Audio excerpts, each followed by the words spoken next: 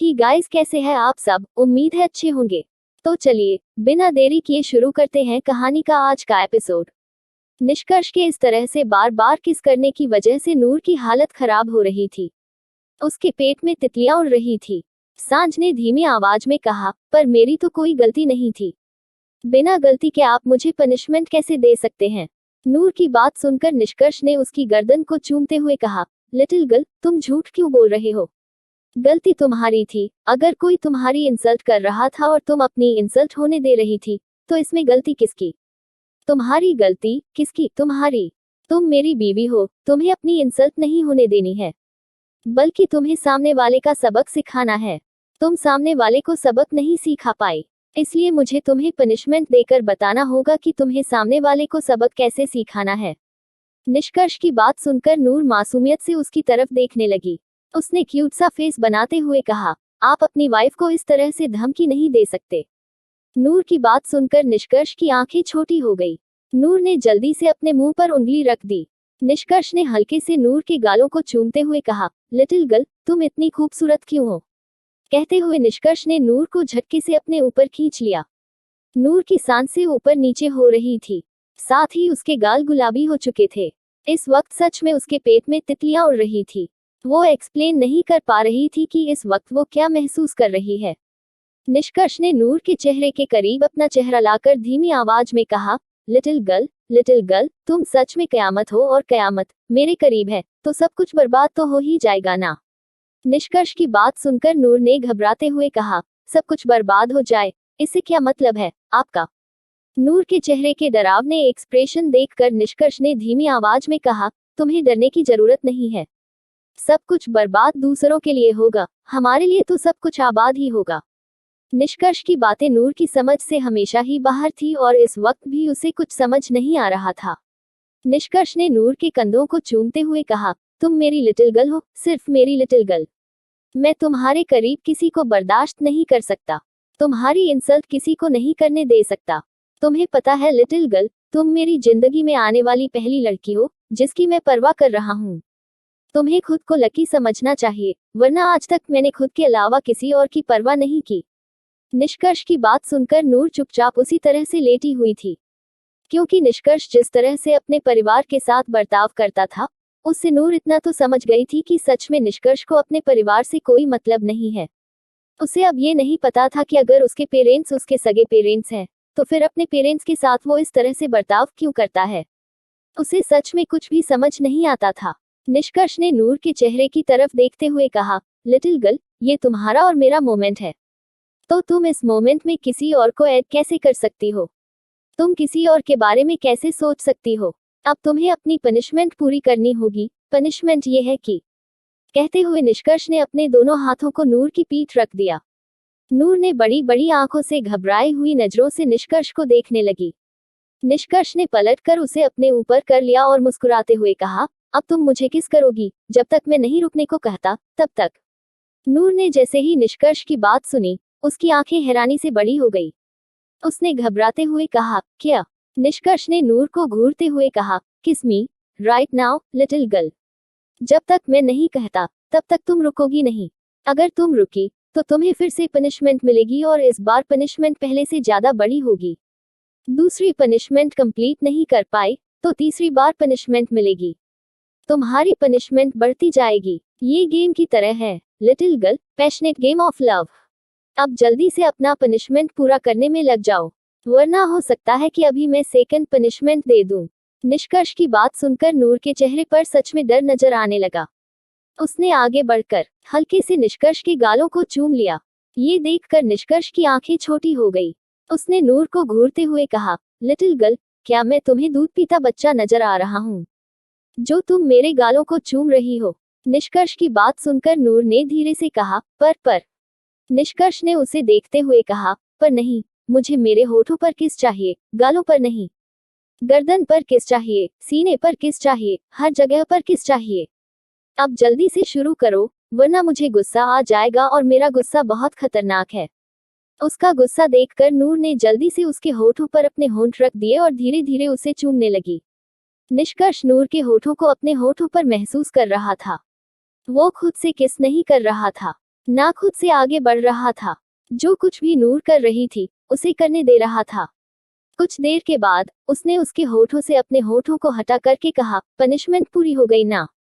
कहते हुए नूर गहरी गहरी सांस लेने लगी। निष्कर्ष ने उसे घूरते हुए कहा, तुमसे किसने कहा कि पनिशमेंट पूरी हो गई? अब तुम मेरी शर्ट के बटन खोलो और मेरे सीने पर किस करो।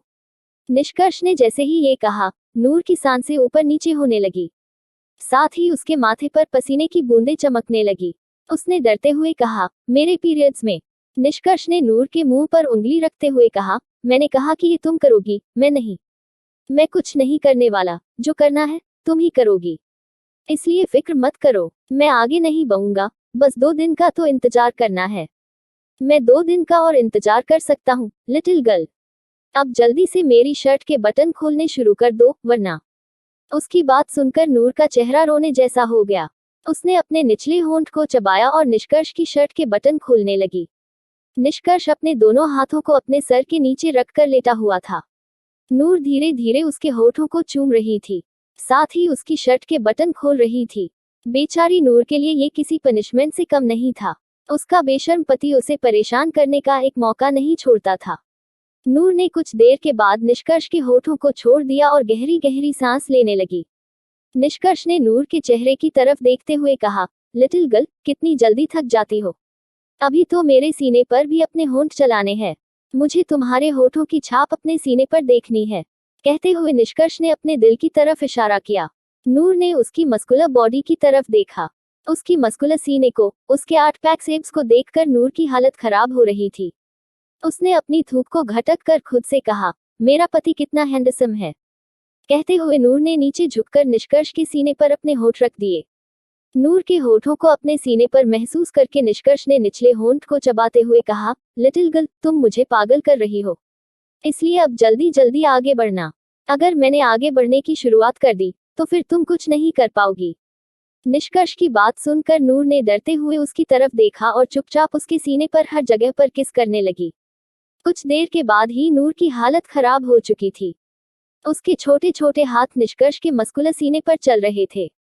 निष्कर्ष का सीना भी ऊपर नीचे हो रहा था। इस वक्त वो नूर को अपनी बाहों में भरकर उसके पूरे जिस्म को चूमना चाहता था, पर वो कुछ नहीं कर सकता था, क्योंकि अगर वो एक कदम भी आगे बढ़ता तो फिर वो खुद को कंट्रोल नहीं कर पाता। इस वक्त नूर की ऐसी हालत नहीं थी कि वो निष्कर्ष को बर्दाश्त कर सके, इसलिए निष्कर्ष गहरी गहरी सांस लेकर खुद को शांत करने की कोशिश कर रहा था। कुछ देर के बाद उसने खुद को शांत कर लिया। नूर ने उसकी तरफ देखकर डरते हुए कहा, मेरी पनिशमेंट खत्म हो गई ना। निष्कर्ष ने नूर की तरफ देखा। उसने शर्ट नहीं पहनी हुई थी और नूर की ड्रेस भी उसकी बॉडी पर चिपक चुकी थी, क्योंकि निष्कर्ष ने उसे अजीब तरह से पकड़ा था। निष्कर्ष ने झटके से नूर को अपने ऊपर खींच लिया और उसके होठों को चूमने लगा। वो काफी प्यार से नूर के होठों को चूम रहा था। नूर अपनी आंखों को बंद करके निष्कर्ष के होठों को बस महसूस कर रही थी। कुछ देर के बाद निष्कर्ष ने उसके होठों को अपने होठों से आजाद करके उसे खुद से दूर करते हुए कहा, लिटिल गर्ल, मुझे थोड़ी देर के लिए अकेला छोड़ दो और जितना हो सके यहाँ से भाग जाओ। अगर मैंने तुम्हें पकड़ लिया तो छोड़ूंगा नहीं। निष्कर्ष की बात सुनकर नूर ने बड़ी बड़ी आंखों से उसकी तरफ देखा और रूम से बाहर भाग गई। वैसे भी बाहर कोई मेल सर्वेंट नहीं था, इसलिए नूर को प्रॉब्लम नहीं हुई। वो दूसरे रूम में आकर गहरी गहरी सांस लेने लगी। उसने खुद के दिल पर हाथ रखते हुए कहा, कितनी अजीब बातें करते हैं। ऐसी बातें करते हैं जैसे कोई शैतान हो और सच में शैतान ही है। कहते हुए उसी रूम के क्लोजेट में घुस गई। उसने रूम में जाकर देखा तो वहां पर उसे निष्कर्ष के कुछ कपड़े नजर आ गए। उसने जल्दी से निष्कर्ष की एक शर्ट को निकालकर उसे पहन लिया, क्योंकि फिलहाल उसके पास कोई और ऑप्शन नहीं था। उसने नीचे वैसे भी जीन्स पहना हुआ था। उसने निष्कर्ष की शर्ट को अपनी कोहनी तक फोल्ड कर लिया और खुद को मिरर में देखने लगी। इस वक्त वो काफी क्यूट लग रही थी, पर साथ में फनी भी लग रही थी। उसने पाउट बनाते हुए कहा, वैसे क्यूट तो मैं लग रही हूँ। कहते हुए मुस्कुराने लगी। राणा मेंशन में सुकून शाम को वापस आ चुकी थी।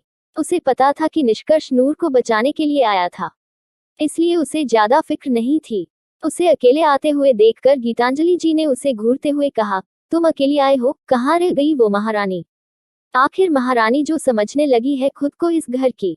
गीतांजलि जी की बात सुनकर सुकून ने उनकी तरफ देखकर मुस्कुराते हुए कहा, दादी माँ, महारानी महाराज के साथ घूमने के लिए गई है, इसलिए आपको महारानी को डिस्टर्ब नहीं करना चाहिए। सुकून की बात सुनकर गीतांजलि जी उसे गुस्से से घूरने लगी। सुकून ने उनका चेहरा देखते हुए कहा, क्या हुआ दादी माँ, मैंने सिंपल से सवाल का सिंपल सा जवाब दिया, उसमें इस तरह से घूरने की क्या जरूरत है? ऐसे घूर कर मत देखिए, मासूम बच्चे को डर लगता है। कहते हुए सुकून गीतांजलि जी की कोई बात सुने बिना वहां से भाग गई, क्योंकि वो जानती थी कि अब गीतांजलि का सारा गुस्सा उस पर फूटेगा। उसे भागते हुए देखकर गीतांजलि जी ने दांत पीसते हुए कहा, सारे के सारे बच्चे हमारे खिलाफ बोलना सीख गए हैं, लोगों को बताना होगा कि गीतांजलि राणा चीज क्या है। कहते हुए गीतांजलि जी के हाथों की पकड़ अपनी लाठी पर मजबूत हो गई। उनके बगल में बैठे आकाश जी ने उनकी तरफ देखते हुए कहा, आप इतना गुस्सा क्यों करती है? बच्चे हैं, ऐसी बातें करेंगे तो उसमें कौन सी बड़ी बात है? आपको बच्चों की बातों को इग्नोर करना चाहिए। आकाश जी की बात सुनकर गीतांजलि जी ने दांत पीसते हुए कहा, क्या आज तक तुम लोगों की हिम्मत हुई हमारे सामने बोलने की? बताओ। आकाश जी ने अपना चेहरा नीचे झुका लिया, क्योंकि गीतांजलि जी के सामने बोलने की हिम्मत तो आज तक उनमें से किसी के नहीं हुई थी। निष्कर्ष अकेला था जो कि गीतांजलि जी का वजह बता देता था। आकाश जी को चुप देखकर गीतांजलि जी ने गुस्से से कहा, तो तुम्हें क्या लगता है कि तुम लोगों के बच्चों को मैं अपने सामने बोलने दूंगी? बिल्कुल भी नहीं। लोगों को बताना होगा कि राणा परिवार में रहना है तो मेरे मर्जी से ही चलना होगा। गीतांजलि जी उठकर अपने रूम में चली गई। उन्हें सच में बहुत ज्यादा गुस्सा आ रहा था। आकाश जी ने उन्हें जाते हुए देखकर कहा, बच्चे माँ का बदलेंगे। उनकी पुरानी परंपरा की वजह से सब कुछ खराब हो रहा है कि बड़ों को सिर्फ मान सम्मान मिलना चाहिए, लेकिन बड़े उस लायक भी होने चाहिए। सोचते हुए आकाश जी वहां से उठकर खड़े हो गए और अपने रूम में आ गए। उन्होंने अपने रूम में आकर देखा तो बेड पर आकृति जी बैठी हुई थी और फोटो में कुछ देख रही थी। आकृति जी को देखकर आकाश जी ने उनके पास बैठते हुए कहा, क्या देख रही हो? कहते हुए उनका ध्यान आकृति के हाथ में पकड़ी हुई तस्वीर पर चला गया, जिसे देखते ही उनके चेहरे पर भी उदासी नजर आने लगी। आकृति जी के पास आकाश जी आकर बैठ गए। उन्होंने आकृति जी के हाथ में पकड़ी हुई तस्वीर की तरफ देखा। उनके चेहरे के एक्सप्रेशन भी चेंज हो गए। उन्होंने धीमी आवाज में कहा, फिर से याद आ रही है? आकृति जी ने उनकी तरफ देखकर धीमी आवाज में कहा, इसके जाने के बाद ही तो सब कुछ शुरू हुआ। काश अगर आज वो हमारे साथ होता तो शायद सब कुछ पहले की तरह होता। सब कुछ भी नहीं बदला होता, हमारा निष्कर्ष भी नहीं बदला होता और आज हम सब लोग खुश होते। आकृति जी की बात सुनकर आकाश जी ने उनके हाथ से तस्वीर ले ली और उस तस्वीर को देखने लगे, जहां पर दो बच्चे थे जिनकी शक्ल हुबहू एक दूसरे से मिल रही थी। दोनों की उम्र 7 से 8 साल के आसपास लग रही थी।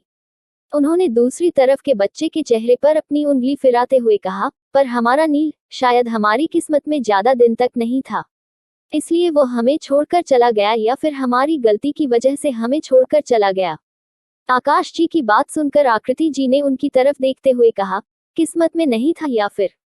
कहते हुए चुप हो गई। आकाश जी ने उनकी तरफ देखते हुए कहा, आकृति, सालों पहले जो हो चुका है उसे भूल जाओ। कब तक उस बात को पकड़ कर बैठोगी? उस एक बात की वजह से तुमने हमारे निष्कर्ष को हमसे दूर कर दिया। अगर आज निष्कर्ष हमसे इतनी नफरत करता है, वो हमें अपना परिवार नहीं मानता, तो उसमें हमारी गलती है। हमने उसे अपने परिवार की तरह कभी ट्रीट ही नहीं किया। जो खुशियों वो डिजर्व करता था हमने उसे को नहीं दी। जो कुछ भी उसे उस उम्र में चाहिए था वो सब कुछ हमने उसे नहीं दिया, इसलिए वो आज हमसे दूर हो गया है और अब हम चाह कर भी कुछ नहीं कर सकते। आकृति जी आकाश जी की बात चुपचाप सुन रही थी। उन्होंने गहरी सांस ली और अपना चेहरा दूसरी तरफ करके लेट गई। आकाश जी ने फिर से एक नजर तस्वीर की तरफ देखा और तस्वीर को कब्र में जाकर रख दिया। उन्होंने आकृति जी के पास आकर धीमी आवाज में कहा, इस तरह से उदास होकर कुछ नहीं होगा, सिर्फ तुम्हें तकलीफ मिलेगी।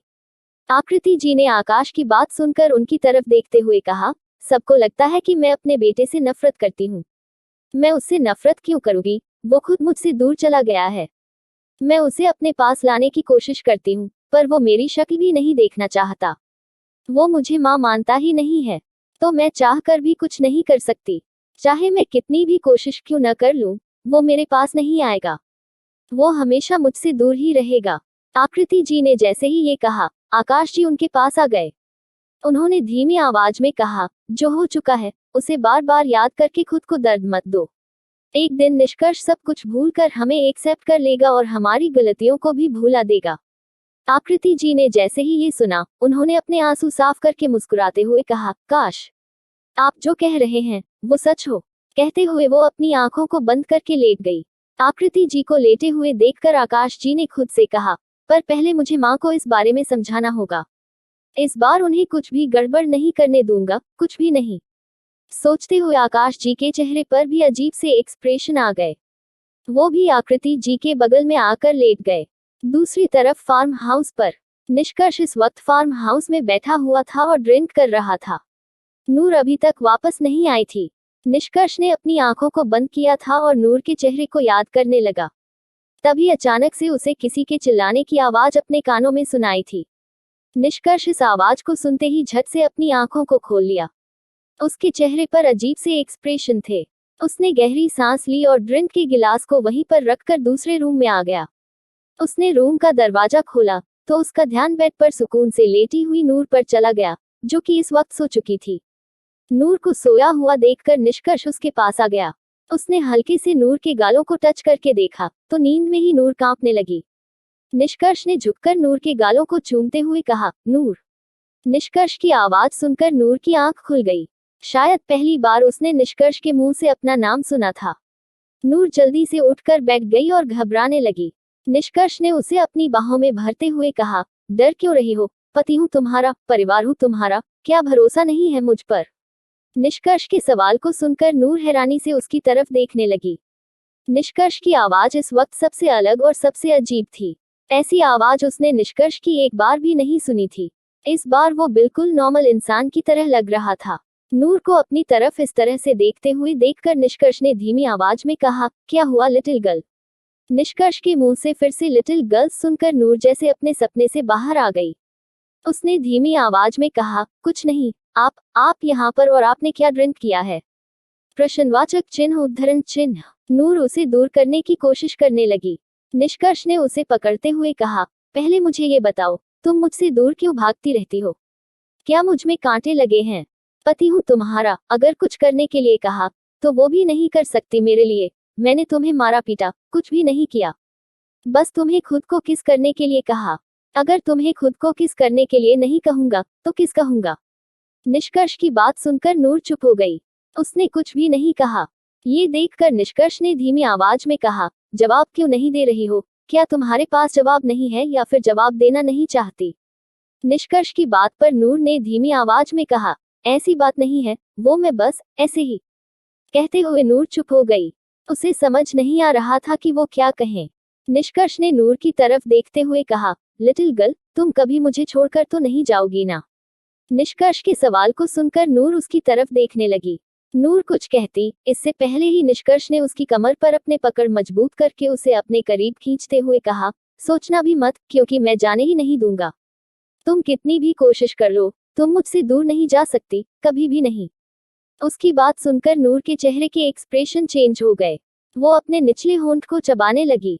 उसने कुछ भी नहीं कहा। वो कुछ कह ही नहीं पा रही थी। निष्कर्ष ने नूर की तरफ देखते हुए कहा, मुझे पता है लिटिल गर्ल कि तुम क्या सोच रही हो।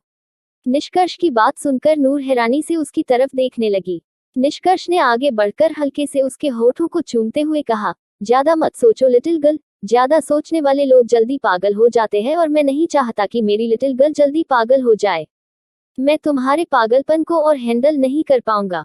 निष्कर्ष ने जैसे ही ये कहा, नूर ने मुंह फूलते हुए कहा, आप मुझे पागल कैसे कह सकते हैं? मैं आपको कहां से पागल नजर आता हूँ? निष्कर्ष ने नूर के सवाल को सुनकर उसके बालों को कान के पीछे करते हुए कहा, ऊपर से लेकर नीचे तक तुम पूरी तरह से पागल हो लिटिल गर्ल। पागलपन तुम्हारे अंदर कूट कूट कर भरा हुआ है। निष्कर्ष की बात सुनकर नूर का मुंह खुला का खुला रह गया। निष्कर्ष ऐसे कैसे उसे पागल कह सकता था? नूर के खुले मुंह को देखकर निष्कर्ष ने उसके मुंह को बंद करते हुए कहा, अपना मुंह खुला मत रखो, मक्खी घुस जाएगी। अब चलो, हमें हमारे घर जाना है। वैसे भी बहुत वक्त से तमाशा नहीं हुआ, कोई तमाशा भी देख लेंगे, मेरी प्यारी दादी माँ का। निष्कर्ष की बात सुनकर नूर ने खुद से कहा, कितने अजीब है ये, अजीब अजीब सी बातें करते हैं और इनकी अजीब अजीब सी बातें सुनकर मैं जरूर एक दिन पागल हो जाऊंगी। सोचते हुए नूर ने अपना सर हिला दिया। कुछ देर के बाद दोनों वापस राणा मेंशन के लिए निकल चुके थे। हमेशा की तरह निष्कर्ष नूर को अपनी गोद में लेकर बैठा हुआ था और उसके बालों के साथ खेल रहा था। उसकी गोद में नूर चुपचाप छोटे से बच्चे की तरह बैठी हुई थी। निष्कर्ष ने नूर के चेहरे के करीब अपना चेहरा लाकर धीमी आवाज में कहा, लिटिल गर्ल। निष्कर्ष ने जैसे ही ये कहा, नूर बड़ी बड़ी आंखों से उसकी तरफ देखने लगी। नूर ने उसके बालों की तरफ देखा, जो कि बिखरे हुए थे। उसने अपना हाथ उसके बालों को सही करने के लिए आगे बढ़ाया, पर कुछ सोचकर अपना हाथ पीछे खींच लिया। निष्कर्ष ने नूर की तरफ देखते हुए कहा, क्या सोच रहे हो, लिटिल गर्ल? थोड़ी देर पहले ही कहा था ना मैंने, ज्यादा सोचने वाले लोग पागल हो जाते हैं और मैं नहीं चाहता कि मेरी लिटिल गर्ल और ज्यादा पागल हो जाए। पर तुम और ज्यादा सोच रही हो। खैर, ये सब छोड़ो, मुझे बताओ कि तुम्हारे फ्यूचर के प्लान्स क्या है? क्या करना चाहती हो फ्यूचर में? निष्कर्ष की बात सुनकर नूर ने उसकी तरफ देखकर अपने निचले होंठ को चबाते हुए कहा, मुझे एक बिजनेस वूमेन बनना है, मुझे अपना एक नाम बनाना है। मैं चाहती हूँ कि दुनिया मुझे मेरे नाम से जाने। मैं अपनी मॉम का नाम ऊंचा करना चाहती हूँ।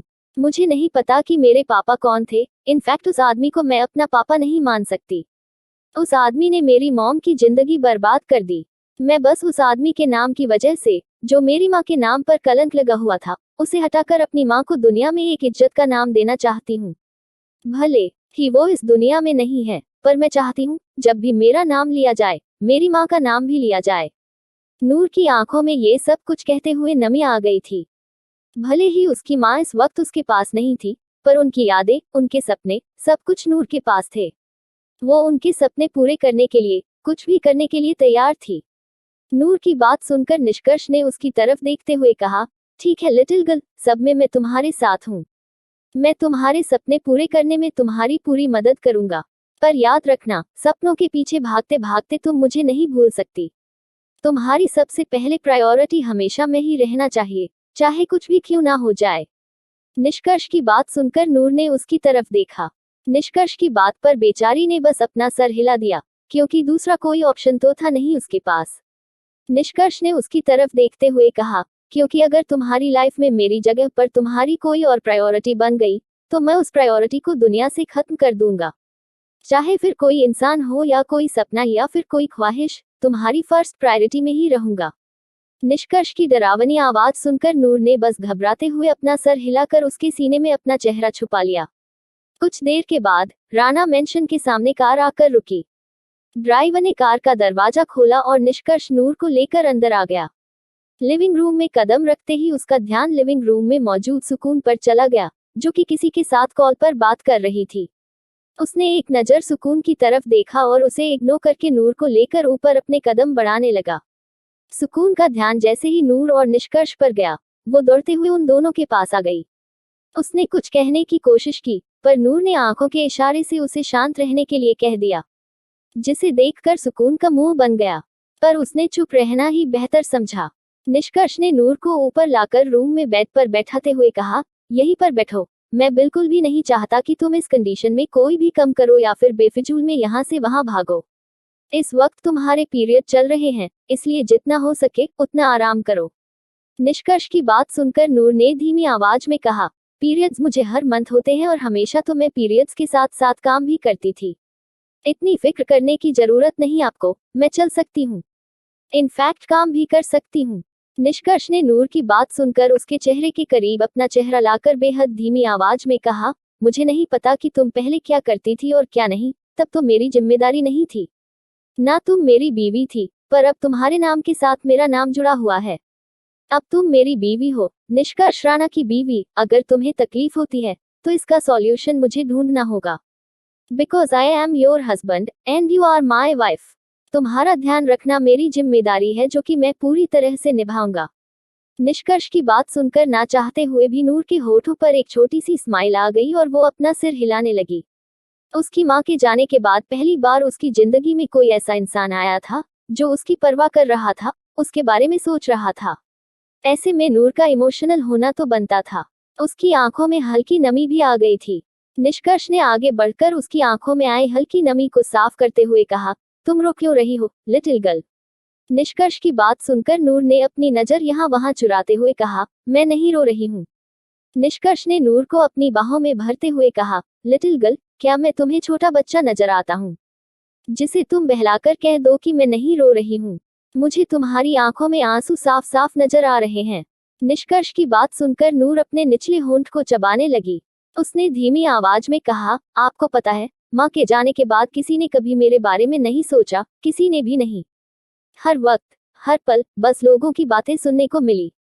जिंदगी में कभी नहीं लगा था कि मेरी लाइफ में कोई ऐसा आएगा जो मेरी परवाह करेगा, पर भगवान ने आपको मेरी जिंदगी में भेज दिया। नूर ने इतना कहा ही था कि निष्कर्ष ने उसके मुंह पर उंगली रखते हुए कहा, भगवान ने नहीं भेजा है लिटिल गर्ल, मैं खुद तुम्हारी जिंदगी में आया हूँ, अपनी मर्जी से। निष्कर्ष की बात सुनकर नूर हैरानी से उसकी तरफ देखने लगी। निष्कर्ष ने नूर के हैरानी भरे चेहरे की तरफ देखकर टेढ़ी मुस्कुराहट के साथ कहा, निष्कर्ष राणा की जिंदगी में उसकी मर्जी के बिना कुछ नहीं होता लिटिल गर्ल, कुछ भी नहीं। इसलिए भगवान को क्रेडिट देने की जरूरत नहीं है। कहते हुए निष्कर्ष ने हल्के से नूर के गालों को चूम लिया और वहां से बाहर चला गया। नूर ने जाते हुए निष्कर्ष की तरफ देखते हुए कहा, समझ नहीं आता कि उनकी बात का मतलब क्या है और क्या नहीं। सोचते हुए नूर भी चुपचाप बेड पर लेट गई, पर कहीं ना कहीं उसे खुशी हो रही थी कि निष्कर्ष उसका इस तरह से ध्यान रख रहा था। उसने अपने पेट के निचले हिस्से को छूकर देखा। अब उसे बिल्कुल भी दर्द नहीं था, पर निष्कर्ष उसकी बात मानने के लिए तैयार ही नहीं था। वैसे भी कल उसके पीरियड्स खत्म होने वाले थे। ये सोच सोच करके कि उसके पीरियड खत्म होने के बाद उसका क्या होगा, नूर को डर लग रहा था, क्योंकि उसे गीतांजलि जी की धमकी और उनकी बात भी अच्छे से याद थी। गीतांजलि जी ने उसे प्रॉमिस किया था कि वो उसके पापा को ढूंढ कर देंगी। अगर नूर ने उनकी बात नहीं सुनी तो शायद वो कभी अपने पापा तक ना पहुंच पाए, उस इंसान तक ना पहुंच पाए जिस इंसान ने उसकी माँ की जिंदगी बर्बाद कर दी। नूर उस इंसान को सबक सिखाना चाहती थी। उस इंसान ने उसकी माँ के साथ कितना गलत किया, उस इंसान की वजह से किस तरह से उसकी माँ की पूरी जिंदगी बर्बाद हो गई, कैसे उन्होंने अपनी जवानी उसके पीछे बर्बाद कर दी। सब कुछ वो उस आदमी से शेयर करना चाहती थी। उसे आदमी को बताना चाहती थी कि उसकी गलती ने क्या कुछ किया, पर सबसे पहले उसे पता लगाना था। नूर कुछ सोचते सोचते चुपचाप लेट गई, क्योंकि फिलहाल तो उसे सोना था, क्योंकि उसका पति उसे कुछ करने तो देने वाला था नहीं। वैसे भी कॉलेज की भाग दौड़ की वजह से और जो कुछ भी ड्रामा हुआ था उसकी वजह से वो सच में थक गई थी। वहीं दूसरी तरफ निष्कर्ष वहां से निकलकर सीधा लिविंग रूम में आ गया, जहां पर इस वक्त गीतांजलि जी बैठी हुई थी। गीतांजलि जी को देखकर निष्कर्ष उनके सामने आकर बैठ गया। उसने मुस्कुराते हुए कहा, क्या हाल चाल माय डियर दादी माँ? निष्कर्ष की आवाज सुनकर गीतांजलि जी उसे घूरने लगी। निष्कर्ष ने मुस्कुराते हुए कहा, ऐसे मत देखिए, जब आप मुझे घूर कर देखती है तो बात नहीं सकता कि कितनी अमेजिंग लगती है। ऐसा लगता है जैसे कोई साक्षात चुड़ैल मेरे सामने आकर बैठ गई हो। निष्कर्ष की बात सुनकर गीतांजलि जी ने गुस्से से कहा, निष्कर्ष दादी है हम आपकी, इस तरह से तो बर्ताव नहीं करते थे आप हमारे साथ। गीतांजलि जी की बात सुनकर निष्कर्ष ने मुस्कुराते हुए कहा, किस तरह से बर्ताव करता था, जरा बताएंगे आप? निष्कर्ष की बात सुनकर गीतांजलि जी गुस्से से उसे घूरने लगी। उसी वक्त वहां पर बाकी सब भी आ गए। आकृति जी ने निष्कर्ष की तरफ देखा और कुछ दूरी पर जाकर बैठ गई। उनके चेहरे पर उदासी थी। आकाश जी ने निष्कर्ष की तरफ देखते हुए कहा, निष्कर्ष, माना कि तुम्हें हमारी इज्जत करना पसंद नहीं है, पर कम से कम तमीज से बात तो कर सकते हो ना। हर वक्त, हर पल इस तरह से बदतमीजी करना जरूरी नहीं है। आकाश जी की बात सुनकर निष्कर्ष ने मुस्कुराते हुए कहा, माय डियर पिताश्री, मुझे बदतमीजी करनी है, बदतमीज से बात करनी है, ये आपको मुझे बताने की जरूरत नहीं है। मुझे अच्छे से पता है कि मुझे क्या करना है और क्या नहीं। अपने काम पर ध्यान दीजिए, मेरे नहीं। मेरी जिंदगी में मैंने इंटरफेयर करने का हक आप में से किसी को नहीं दिया है, किसी को भी नहीं। निष्कर्ष की बात सुनकर गीतांजलि जी ने उसकी तरफ देखते हुए कहा, अच्छा, उस लड़की को दिया है, जो लड़की 2 दिन पहले आपकी जिंदगी में आई है, जो लड़की आपके लायक भी नहीं है, जिस लड़की की औकात नहीं है कि वो आपके साथ खड़ी रह सके। गीतांजलि जी की बात सुनकर निष्कर्ष ने मुस्कुराते हुए कहा, अच्छा, तो शादी करने से पहले आपको उसकी औकात नजर नहीं आई, जो आपने अपने मतलब के लिए उसकी शादी मेरे साथ करवा दी, दादी माँ? निष्कर्ष की बात सुनकर गीतांजलि जी ने उसे घूरते हुए कहा, निष्कर्ष, हमें अच्छे से पता है कि माया के साथ क्या हुआ। आपने अपने हाथों से उसकी जान ली है ताकि आपकी शादी ना हो सके, और उस वक्त हमारे पास कोई रास्ता नहीं था, क्योंकि आपने सिर्फ आधे घंटे का वक्त दिया था। अब आधे घंटे में हम किसी लड़की को प्रकट तो नहीं कर सकते, इसलिए हमें नूर के साथ आपकी शादी करवानी पड़ी। सब कुछ आपकी वजह से हुआ। निष्कर्ष। गीतांजलि जी की बात सुनकर निष्कर्ष की आंखें छोटी हो गई। उसने गीतांजलि जी की तरफ देखते हुए कहा, क्या दादी माँ, एक कैरेक्टरलेस लड़की के साथ मेरी शादी तय करवा दी थी? आपको पता कि कितने लड़कों के साथ सो चुकी थी वो, और आप चाहती थी कि मैं ऐसी लड़की से शादी कर लूं। मुझे धोखा दिया था उसने, इसलिए मैंने उसे धोखा देने की सजा दे दी। अब सजा देना थोड़ी गलत बात होती है, और वैसे भी आप द ग्रेट गीतांजलि राणा, मुझे लगा था कि आप सब कुछ कर लेंगी, इसलिए मैंने सब कुछ आपके ऊपर छोड़ दिया था। पर आप तो कुछ नहीं कर पाए, कुछ भी नहीं। गीतांजलि जी निष्कर्ष की बात सुनकर उसे घूरने लगी। आकाश जी ने उन्हें शांत करते हुए कहा, माँ शांत हो जाए, और निष्कर्ष तुम प्लीज इस तरह से माँ को भड़काना बंद करो। तुम्हारी वजह से उनका ब्लड प्रेशर बढ़ जाएगा। अपने पापा की बात सुनकर निष्कर्ष ने मुस्कुराते हुए कहा, अच्छा, तो इनका ब्लड प्रेशर भी बढ़ता है? मुझे तो लगा था कि बस दूसरों का ब्लड प्रेशर बढ़ाकर दूसरों का खून चूसना, यही इनका फेवरेट काम है। पर आज पता चला कि दूसरों का खून पीने वाली औरत को भी ब्लड प्रेशर की प्रॉब्लम है। कहते हुए निष्कर्ष मुस्कुराने लगा।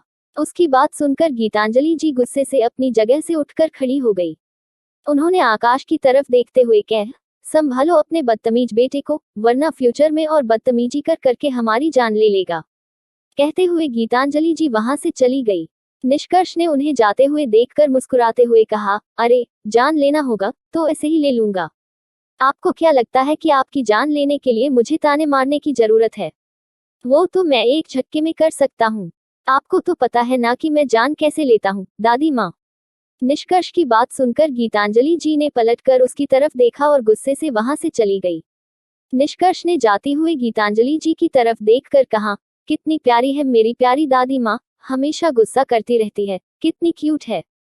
कहते हुए निष्कर्ष ने आकाश जी की तरफ देखते हुए कहा, बहुत क्यूट है आपकी माँ, डियर पिताश्री। कहते हुए निष्कर्ष अपनी जगह से उठकर खड़ा हो गया। उसी वक्त उसके कानों में आकृति जी की आवाज सुनाई थी, निष्कर्ष राणा, आपसे बात करनी है।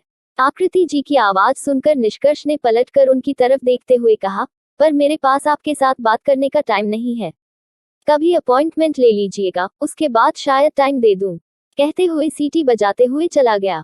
उसके जाते ही गीतांजलि जी ने आकाश जी की तरफ देखा, जो कि उनके चेहरे की तरफ ही देख रहे थे।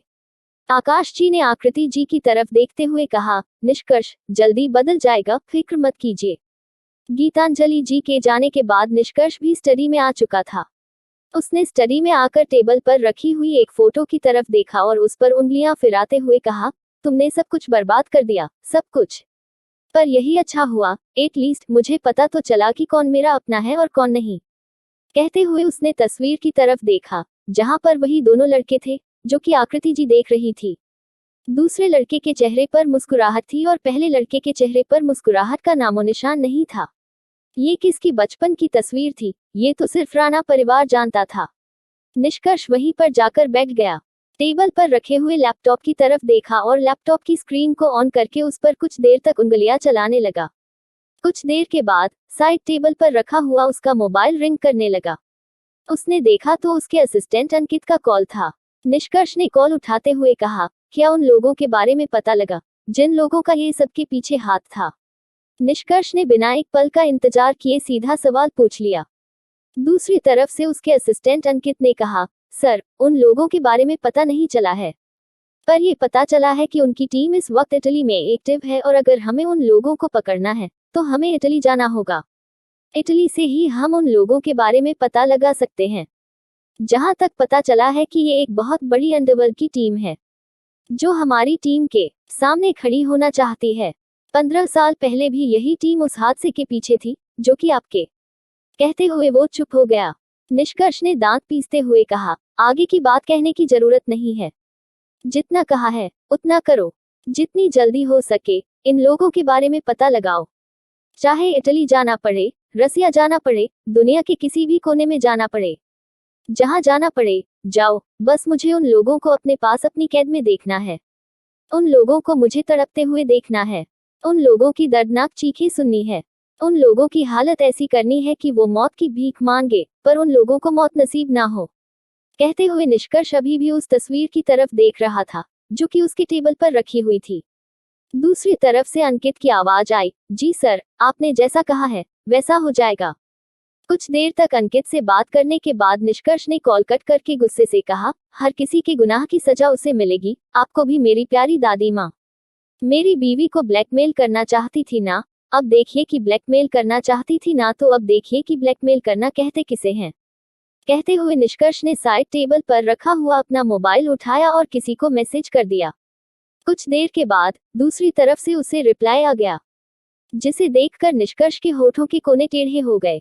उसने धीमी आवाज में कहा, तैयार हो जाए माय डियर दादी माँ, अब मुझसे कौन बचाएगा आपको। आपको भी एहसास हो जाएगा कि आखिर आपने किया क्या है। कहते हुए निष्कर्ष टेढ़ी मुस्कुराहट के साथ स्टडी रूम से बाहर आ गया। उसका ध्यान नूर पर चला गया, जो कि सीढ़ियों से धीरे धीरे नीचे उतर रही थी और डरी हुई नजरों से आसपास देख रही थी, जिसे देखकर निष्कर्ष के चेहरे पर अजीब से एक्सप्रेशन आ गए। वो समझ गया था कि ये नूर ही है, जो कि उसे ही ढूंढ रही थी, क्योंकि अगर निष्कर्ष ने उसे नीचे देख लिया तो वो गुस्सा करेगा। यही सोचकर वो चोरों की तरह चुपके चुपके नीचे आ रही थी। निष्कर्ष में नूर की तरफ अपने कदम बढ़ाते हुए कहा, लिटिल गर्ल, सच में तुम्हारा दिमाग बहुत ज्यादा छोटा है, इतना छोटा कि मैं बता नहीं सकता। कहते हुए निष्कर्ष नूर के पास आ गया। नूर, जो कि निष्कर्ष को यहाँ वहां ना देखकर खुश हो गई थी, अचानक से निष्कर्ष की आवाज सुनाई थी, लिटिल गर्ल, तुम्हें क्या लगता है कि तुम मुझसे छुप पाओगी? दुनिया के किसी भी कोने में छुपने की कोशिश करो, तुम चाहकर भी मुझे नहीं छोड़ सकती। निष्कर्ष की आवाज सुनकर नूर के कदम उसकी जगह ही रुक गए।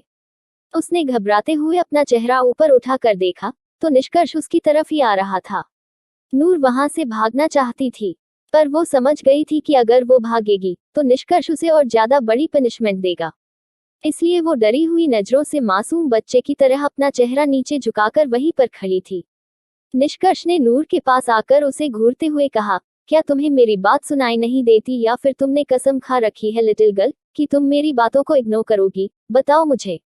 निष्कर्ष की बात सुनकर नूर ने अपना चेहरा ऊपर उठाकर उसकी तरफ देखकर धीमी आवाज में कहा, मैं तो बस वो मतलब। कहते हुए नूर फिर से चुप हो गई। बेचारी को समझ नहीं आ रहा था वो क्या करे। निष्कर्ष ने आगे बढ़कर उसकी कमर में हाथ डालकर उसे अपने करीब खींचते हुए कहा, जवाब क्यों नहीं दे रही हो? क्या अब तुम्हारे मुंह पर ताला लग गया है? निष्कर्ष की बात सुनकर नूर ने मासूमियत से कहा, मैं तो बस बाहर घूमने के लिए आई थी।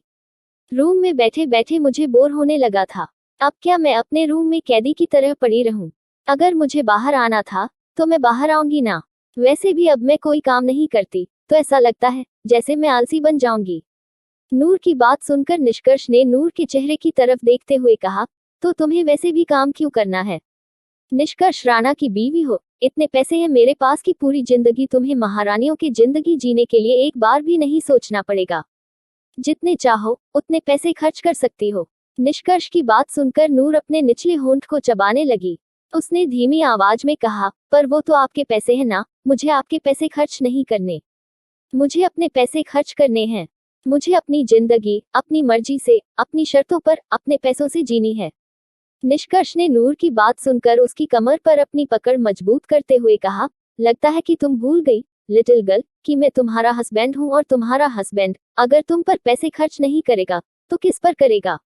अगर तुम चाहती हो कि मैं किसी और औरत पर पैसे खर्च करूं तो तुम मुझे बता सकती हो। ऐसी वाइफ कहाँ मिलेगी जो अपने पति को किसी और पर पैसे खर्च करने की इजाजत दे। निष्कर्ष की बात सुनकर नूर बड़ी बड़ी आंखों से उसकी तरफ देखने लगी। निष्कर्ष ने उसे कमर से होल्ड किया और उसे लेकर वहां से बाहर आ गया। उसने नूर को लाकर सोफे पर बैठा दिया और खुद उसके बगल में बैठ गया। उसने नूर के बालों को कान के पीछे करते हुए कहा, अब बताओ मुझे क्या चाहिए तुम्हें? निष्कर्ष की बात सुनकर नूर ने धीरे से कहा, कुछ भी नहीं, मैं बस गार्डन में घूमने के लिए जाना चाहती थी। यहाँ पर बहुत ज्यादा बोर बोर लग रहा है और घुटन घुटन महसूस हो रही है। नूर की बात सुनकर निष्कर्ष ने उसकी तरफ देखा और उसका हाथ पकड़कर खड़ा हो गया। नूर ने मासूमियत से कहा, हम गार्डन में जा रहे हैं। निष्कर्ष ने नूर की तरफ देखते हुए कहा, नहीं, यहाँ से बहुत दूर। कहते हुए निष्कर्ष नूर को लेकर बाहर आ गया। बाहर आते ही नूर का ध्यान निष्कर्ष पर चला गया, जो कि उसे बाहर मतलब गार्डन में ही लेकर जा रहा था। नूर ने धीरे से कहा, आपने तो कहा था कि हम बाहर जा रहे हैं। अगर गार्डन में जाना था तो सीधा गार्डन का कह देते। मैं सोच रही थी कि हम कहाँ जा रहे हैं, कहाँ जा रहे हैं। दिमाग में यही चल रहा था कि आपके कहने का क्या मतलब है। अब फाइनली मुझे समझ आ गया। नूर की बात सुनकर निष्कर्ष ने उसके चेहरे की तरफ देखते हुए कहा, आगे भी तुम्हें बहुत कुछ समझ आएगा लिटिल गर्ल। कहते हुए निष्कर्ष नूर को लेकर गार्डन के दूसरे कोने में आ गया, जहां पर बेहद खूबसूरत फूल थे। नूर तो उन फूलों को देखकर किसी और ही दुनिया में चली गई थी। उसने इतनी प्यारे और खूबसूरत फूल कहीं नहीं देखे थे। उसे इनका नाम भी नहीं पता था। बस इन्हें देखकर उसे महसूस हो रहा था जैसी इससे खूबसूरत चीज दुनिया में हो ही नहीं।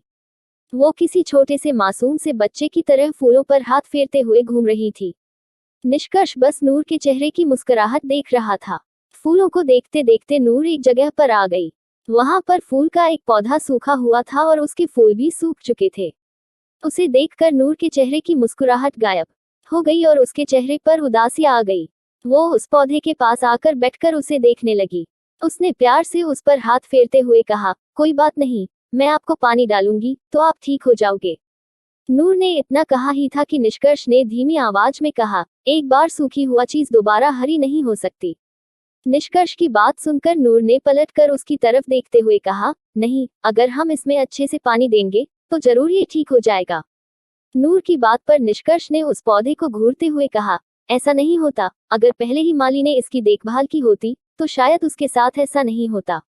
ये मरता ही नहीं, ये हरा होता। निष्कर्ष की बात नूर को अजीब सी लग रही थी। उसने अजीब सा मुंह बनाते हुए कहा, आप क्या बोल रहे हो, कुछ भी समझ नहीं आ रहा है। खैर छोड़िए, मुझे बताइए कि इस फूल का नाम क्या है, कितना प्यारा है ये। कहते हुए नूर मुस्कुराने लगी। निष्कर्ष ने कुछ भी नहीं कहा और दूसरी तरफ जाकर एक बेंच पर बैठ गया। वो आसमान की तरफ देख रहा था। शाम हो रही थी और सूरज ढल रहा था। इस वक्त वहां पर बेहद खूबसूरत नजारा था और साथ ही ठंडी हवाएं भी चल रही थी। नूर ने जब देखा कि निष्कर्ष की आवाज सुनाई नहीं दे रही है तो उसने पलटकर देखा तो उसका ध्यान कुछ दूरी पर बैठे निष्कर्ष पर चला गया। उसे देखकर नूर ने जल्दी से खुद को संभाला और तेज कदमों से चलती हुई उसके पास आ गई। उसने धीमी आवाज में कहा, सुनिए ना। निष्कर्ष ने नूर की आवाज सुनकर उसकी तरफ देखा और धीरे से कहा, मुझे शांति से बैठने दो। निष्कर्ष की बात सुनकर नूर का मुंह बन गया। उसने खुद से कहा, समझ नहीं आता कि आखिर इनके दिमाग में चलता क्या है। कहते हुए मुंह बनाते हुए उसके बगल में बैठ गई। उसने धीमी आवाज में कहा, ऐसे तो आप मुझे छोड़ते नहीं हैं, जब देखो तब पकड़ कर रखते हैं। अब जब मैं आपसे कुछ पूछ रही हूँ तो आप जवाब देने की जगह पर मुझे अकेला छोड़कर आ गए। आप बता सकते थे ना उन खूबसूरत फूलों का नाम क्या है। मुझे नहीं आते अंग्रेजी फूलों के नाम। बचपन से लेकर आज तक गार्डन के हिस्से के काम करने की इजाजत नहीं थी। हमेशा आना चाहती थी पर मुझे वहीं से भगा दिया जाता था। इसलिए अब जब मौका मिला है तो मैं देख रही हूँ, बताओ ना। नूर की बात सुनकर निष्कर्ष ने उसकी तरफ देखते हुए कहा, मेरे एक सवाल का जवाब दोगी लिटिल गर्ल। निष्कर्ष की बात सुनकर और उसके सीरियस चेहरे को देखकर नूर ने कुछ देर तक सोचा और अपना सर हिला दिया। निष्कर्ष ने नूर के गालों पर अपनी उंगलियां चलाते हुए कहा, अगर तुम्हारा कोई अपना तुम्हें मार डाले तो तुम क्या करोगी। निष्कर्ष की बात सुनकर नूर ने हैरानी से कहा, आप क्या कह रहे हैं। आप मेरा कोई अपना है ही नहीं जो मुझे मार डाले। अगर कोई मुझे मार डालेगा तो मैं जिंदा कहाँ रहूंगी। नूर की बात सुनकर निष्कर्ष ने धीमी आवाज में कहा, मेरे कहने का मतलब है लिटिल गर्ल, तुम्हें जीते जी मार दे। उस इंसान को तुमसे कोई मतलब ही ना हो पर तुम्हारी जगह पर किसी और को छूने दे, वो तुम्हें खुद की जिंदगी से दूर कर दे, तो क्या तुम उस इंसान को कभी माफ कर पाओगी। निष्कर्ष की बात सुनकर नूर ने कंफ्यूज होकर उसकी तरफ देखा और फिर चुपचाप अपना सर ना में हिला दिया, क्योंकि उसे तो निष्कर्ष की बात ठीक से समझ ही नहीं आई थी। निष्कर्ष ने नूर की तरफ देखा और उसकी कमर पर अपनी पकड़ मजबूत करते हुए कहा, चलो लिटिल गर्ल, ठंड पड़ रही है। कहते हुए निष्कर्ष नूर को लेकर अंदर आ गया। नूर अभी भी कंफ्यूज होकर निष्कर्ष की तरफ देख रही थी पर उसने ज्यादा कुछ नहीं कहा और चुपचाप उसके साथ अंदर आ गई। रात को सबने साथ में मिलकर डिनर किया। निष्कर्ष आज डिनर टेबल पर चुपचाप बैठा हुआ था। आज उसने नूर को अपने हाथों से भी नहीं खिलाया था और नूर आज पहली बार अकेली कुर्सी पर बैठी हुई थी। उसे आज अजीब लग रहा था क्योंकि अब तो उसे निष्कर्ष की गोद में बैठकर उसके हाथों से बच्चों की तरह खाना खाने की आदत हो गई थी। पर आज निष्कर्ष चुपचाप अपना चेहरा नीचे झुकाकर खाना खा रहा था। गीतांजलि जी का ध्यान निष्कर्ष के चेहरे की तरफ ही था। उसके चेहरे के एक्सप्रेशन देखकर उनके चेहरे के भी एक्सप्रेशन चेंज हो गए। दिन के बाद निष्कर्ष सीधा स्टडी पर चला गया। उसे इस तरह से जाते हुए देखकर नूर ने खुद से कहा, क्या ये हमारी किसी बात से हमसे नाराज है? पर हमने तो कुछ नहीं किया। उद्धरण चिन्ह। नूर ये सब सोच ही रही थी कि सुकून ने उसके पास आते हुए कहा, क्या सोच रही है? सुकून की बात पर नूर ने जल्दी से कहा, कुछ नहीं, वो बस रूम में जा रही थी, असाइनमेंट कंप्लीट करना है। तू भी अपना असाइनमेंट कंप्लीट कर ले। नूर की बात सुनकर सुकून ने कहा, मेरे रूम में आ जाना, साथ में कंप्लीट करेंगे। सुकून की बात सुनकर नूर ने कुछ सोचते हुए कहा, ठीक है, तू जा, मैं अपना असाइनमेंट लेकर तेरे रूम में आता हूँ। कहते हुए नूर वहां से ऊपर अपने रूम की तरफ जाने लगी। तभी उसे आकृति जी के रूम से कुछ गिरने की आवाज सुनाई दी। गिरने की आवाज सुनकर वो जल्दी से उसे रूम के सामने आकर खड़ी हो गई। उसने अंदर देखा तो अंदर आकृति जी एक तस्वीर को उठा रही थी। उसका ध्यान जैसे ही तस्वीर पर गया, उसकी आंखें हैरानी से बड़ी हो गई। वो बड़ी बड़ी आंखों से हैरानी से उस तस्वीर की तरफ देखने लगी, जहां पर दो हैंडसम लड़के थे। उसने हैरानी से कहा, ये तो वो है। कहते हुए नूर को समझ नहीं आ रहा था कि वो किस तरह से रिएक्ट करें। तभी उसका ध्यान आकृति जी पर चला गया, जो कि उस तस्वीर को साफ कर रही थी और साथ ही रोते हुए कुछ बोल रही थी। नूर ने उनकी आवाज सुनने की कोशिश की तो उसकी कानों में आकृति जी के रोने के साथ एक नाम सुनाई दिया, नील, क्यों छोड़कर चले गए तुम मुझे? तुम्हारी माँ को तुम्हारी बहुत याद आती है। काश तुम होते तो सब कुछ ठीक होता। तुम क्यों छोड़कर चले गए, नील? ये नाम सुनते ही उसके चेहरे पर अजीब से एक्सप्रेशन आ गए। एक बार उसने सुकून के मुंह से सुना था कि ये उसके निष्कर्ष भाई है। यहाँ पर गीतांजलि जी उसे लड़के को कह रही थी। सुकून को कुछ समझ नहीं आ रहा था। उसने ध्यान से देखा तो दो तस्वीर थी, जिसमें एक जैसे दिखने वाले लड़के खड़े थे। उसने खुद से कहा, हम शक्ल, क्या उनका कोई हम शक्ल है? सोचते हुए नूर की आंखें बड़ी बड़ी हो गई। उसी वक्त उसे पीछे से कदमों की आवाज सुनाई दी। उसने पलट कर देखा तो उसके पीछे आकाश जी खड़े थे, जो कि उसे घूर रहे थे। आकाश जी को देखकर नूर घबराकर 2 कदम पीछे हट गई। उसने डरते हुए कहा, वो बस मैं ऐसे ही। आकाश जी ने उसे घूरते हुए कहा, तुम्हें किसी ने सिखाया नहीं कि छुप छुप कर दूसरों की बातें नहीं सुनी जाती? आकाश जी की बात सुनकर नूर अपना चेहरा नीचे झुकाकर खड़ी हो गई। वैसे भी वो इस घर के लोगों से पहले से डरती थी, इसलिए उसने कुछ भी नहीं कहा। आकाश जी ने उसे घूरते हुए कहा, अगली बार इस तरह से तान का झांकी मत करना। कहते हुए वो अंदर चले गए। निष्कर्ष की वजह से वो नूर के साथ बदतमीजी नहीं कर सकते थे, क्योंकि जिस तरह से नूर निष्कर्ष की परवाह करता था, अगर उन्होंने कुछ भी नूर के साथ किया तो निष्कर्ष उनका काम तमाम करने में एक पल की भी देर नहीं लगाएगा। ये बात वो अच्छे से जानते थे, इसलिए उन्होंने कुछ नहीं कहा। नूर जल्दी से वहां से चली गई और गहरी गहरी सांस लेने लगी। उसने खुद से कहा, कितने ज्यादा अजीब है ये। कहते हुए वो अपने नाखून चबाने लगी। उसने खुद से कहा, इनका हमशक्ल कैसे हो सकता है, और अगर उनका हमशक्ल है तो फिर घर में क्यों नहीं रहता? नील, आखिर ये है कौन? मुझे पता लगाना ही होगा। वैसे भी इस घर की बहू हूं मैं और मुझे इस घर के बारे में कुछ नहीं पता। सारे के सारे लोग मिस्टीरियस है। ऐसा लगता है सारे के सारे पागल खाने से भाग कर आए हैं। नूर खुद से ही बात कर रही थी। उसके दिमाग से सब कुछ निकल चुका था। उसे बस आकृति जी की मुंह से निकला हुआ वो नाम अपने कानों में महसूस हो रहा था। नूर सब सोच ही रही थी कि तभी उसे ऐसा लगा जैसे कोई उसे देख रहा है। उसने अपना चेहरा ऊपर उठाकर देखा तो हमेशा की तरह निष्कर्ष था, जो कि उसे ही देख रहा था। निष्कर्ष को देखकर नूर ने दांत दिखाते हुए कहा, आप मुझे ऐसे क्यों देख रहे हैं? नूर की बात सुनकर निष्कर्ष ने उसकी तरफ कदम बढ़ाते हुए कहा, मुझे लगता है कि तुम्हारा दिमाग ठीक से काम नहीं कर रहा है लिटिल गर्ल, इसलिए मैं तुम्हें देखने के लिए तुम्हारे पास आया हूँ। निष्कर्ष की बात सुनकर नूर का चेहरा अजीब सा हो गया। उसने जल्दी से कहा, नहीं तो ऐसी बात नहीं है। वो तो मैं बस सोच रही थी कि मुझे अपने कॉलेज में कल सबसे क्या कहना चाहिए। निष्कर्ष ने नूर की तरफ अपने कदम बढ़ाते हुए कहा, और रियली लिटिल गर्ल, तुम्हारे चेहरे को देखकर तो ऐसा लग रहा है जैसे तुम कुछ और सोच रही थी। उद्धरण चिन्ह। निष्कर्ष की बात सुनकर नूर अपनी नजर यहाँ वहाँ चुराने लगी।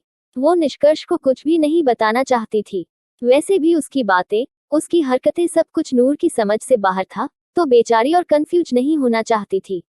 निष्कर्ष ने नूर के पास आकर उसका चेहरा अपने हाथों में भरते हुए कहा, बता दो लिटिल गर्ल कि आखिर तुम क्या सोच रही थी। निष्कर्ष की बात सुनकर नूर ने उसकी तरफ देखते हुए कहा, कुछ नहीं, कुछ भी तो नहीं, वो बस मैं, मतलब कुछ नहीं, बस आपने सबके सामने उस लड़की से मुझसे माफी मांगने के लिए कहा, तो अब सब लोग मुझसे पूछेंगे ना कि उसके जैसे घमंडी लड़की ने मुझसे माफी क्यों मांगी। तो मैं बस ये सोच रही थी कि मैं सबको जवाब क्या दूं। नूर की बात सुनकर निष्कर्ष ने उसके गालों पर उंगली चलाते हुए कहा, जब उस लड़की ने तुम पर इल्जाम लगाया था तब किसी ने कुछ नहीं कहा, तब तुम्हें किसी से कोई फर्क नहीं पड़ा, तो अब क्यों पड़ रहा है। जो लोग तुम्हारे कोई नहीं लगते उन लोगों से तुम्हें कोई फर्क नहीं पड़ना चाहिए। कौन क्या सोचता है तुम्हें उससे मतलब नहीं होना चाहिए, और तुम क्यों फालतू लोगों के सवाल का जवाब दोगी। क्या तुम उनकी नौकर हो लिटिल गर्ल। निष्कर्ष की बात सुनकर नूर बड़ी बड़ी आंखों से उसकी तरफ देखने लगी। निष्कर्ष ने उसकी कमर पर अपनी पकड़ मजबूत करते हुए कहा, फालतू लोगों की बातों का जवाब देने वाले लोग भी फालतू होते हैं। अगर तुम फालतू बनना चाहती हो तो दे सकती हो जवाब। निष्कर्ष की बात सुनकर नूर ने धीरे से कहा, ठीक है, मैं समझ गई आपकी बात, मैं किसी की बात का कोई जवाब नहीं दूंगी, और वैसे भी मुझे उनमें से किसी से फर्क नहीं पड़ता। मैं बस कॉलेज पढ़ने के लिए जाती हूँ, अपनी पढ़ाई कंप्लीट करके आ जाऊंगी। नूर की बात सुनकर निष्कर्ष ने हल्के से उसके गालों को चूमते हुए कहा, that's like my little girl, अब बताओ मुझे क्या सोच रही थी तुम। क्योंकि जो कुछ भी अभी हमने डिस्कस किया वो तो पूरी तरह से झूठ है, और मुझे झूठ सुनना पसंद नहीं है। इसलिए अब बताओ लिटिल गर्ल। निष्कर्ष की बात सुनकर नूर हैरानी से उसकी तरफ देखने लगी, पर उसने जल्दी से खुद को संभालते हुए कहा, एक्चुअली मैं बस सोच रही थी कि आप क्या अपने पेरेंट्स के सिंगल चाइल्ड है। मतलब वैभव, विराट और सुकून तो आपके चाचा चाची के बच्चे हैं ना, तो क्या आपका कोई भाई कोई बहन नहीं है। क्या आप सासू माँ और ससुर जी के सिंगल चाइल्ड है। नूर की बात सुनकर निष्कर्ष के हाथ, जो कि उसके बालों का कान के पीछे कर रहे थे, अचानक से रुक गए और उसके चेहरे के एक्सप्रेशन पूरी तरह से चेंज हो गए। उसका चेहरा, जो कि अब तक नॉर्मल लग रहा था, अचानक से डरावना नजर आने लगा। निष्कर्ष के ऐसे चेहरे को देखकर नूर घबरा गई। उसने धीरे से कहा, क्या हुआ। निष्कर्ष ने नूर को घूरते हुए कहा, क्या कहा तुमने लिटिल गर्ल। निष्कर्ष की डरावनी आवाज सुनकर नूर ने डरते हुए कहा, कुछ नहीं, कुछ भी तो नहीं, वो बस मैं आपसे पूछा कि क्या आपका कोई भाई आपकी कोई बहन नहीं है। निष्कर्ष के सवाल को सुनकर नूर सच में डर गई थी, क्योंकि निष्कर्ष ने बेहद गुस्से से उससे पूछा था कि उसने क्या कहा है। नूर के सवाल का सुनकर निष्कर्ष ने उसकी नाजुक सी कमर पर अपनी पकड़ मजबूत करते हुए कहा, क्या कभी इस घर में तुमने मेरे अलावा किसी और के बारे में सुना है लिटिल गर्ल, बताओ मुझे। निष्कर्ष के इस तरह से पूछने की वजह से नूर ने घबराते हुए अपना सरना में हिला दिया, जिसे देखकर निष्कर्ष ने उसकी कमर पर अपनी पकड़ और मजबूत करते हुए कहा, तो फिर तुम्हारे दिमाग में ये फालतू का सवाल कहाँ से आया लिटिल गर्ल। बताओ मुझे, तुम्हारे दिमाग में ये सवाल कहाँ से आया कि इस घर में कोई और बच्चा है या नहीं। ये सवाल कहाँ से आया, बताओ मुझे लिटिल गर्ल, बताओ मुझे। निष्कर्ष ने इस बार चिल्लाते हुए कहा। नूर ने घबराते हुए कहा, वो एक्चुअली मैंने आपकी फोटो के साथ किसी और लड़के की फोटो देखी थी, जो बिल्कुल आपके जैसा लग रहा था। ऐसा लग रहा था जैसे कोई आपका हम शक्ल हो। फिर मेरे दिमाग में ये ख्याल आया कि जरूर आपका कोई ट्विन ब्रदर होगा।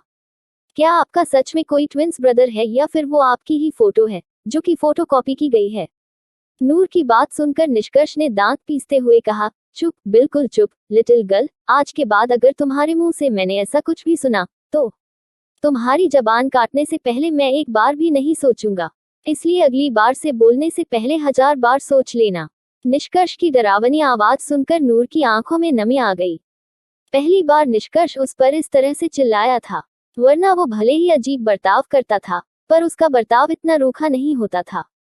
पर आज निष्कर्ष की आवाज में बेरुखी, गुस्सा सब कुछ था। निष्कर्ष ने नूर के चेहरे को मजबूती से अपने हाथों में भरते हुए कहा, इस घर में जो है वो तुम्हारी आंखों के सामने है, और जो नहीं दिखता है वो इस दुनिया में नहीं है। निष्कर्ष की बात सुनकर नूर हैरानी से उसकी तरफ देखने लगी। उसने धीरे से कहा, इसका मतलब। उसने इतना कहा ही था कि निष्कर्ष ने उसके मुंह पर उंगली रखते हुए कहा, आगे के शब्दों को अपने दिल में, अपने दिमाग में, अपने मुंह में ही रखो, क्योंकि अगर ये बाहर निकले तो सब कुछ बर्बाद कर दूंगा, सब कुछ। निष्कर्ष की बात सुनकर नूर चुप हो गई, क्योंकि सच में निष्कर्ष की आवाज सुनकर उसे डर लग रहा था। निष्कर्ष ने झटके से नूर को खुद से दूर करते हुए कहा, मैं कुछ दिनों के लिए लंदन जा रहा हूँ, बिजनेस मीटिंग के लिए, और मेरी फ्लाइट थोड़ी देर में ही है। इसलिए मैं अभी निकल रहा हूँ। कहते हुए निष्कर्ष बिना नूर की तरफ देखे वहां से तेज कदमों से बाहर चला गया। नूर बस जाते हुए निष्कर्ष को देख रही थी। उसे समझ ही नहीं आया कि अचानक से क्या हुआ। निष्कर्ष अचानक से कैसे जा सकता है?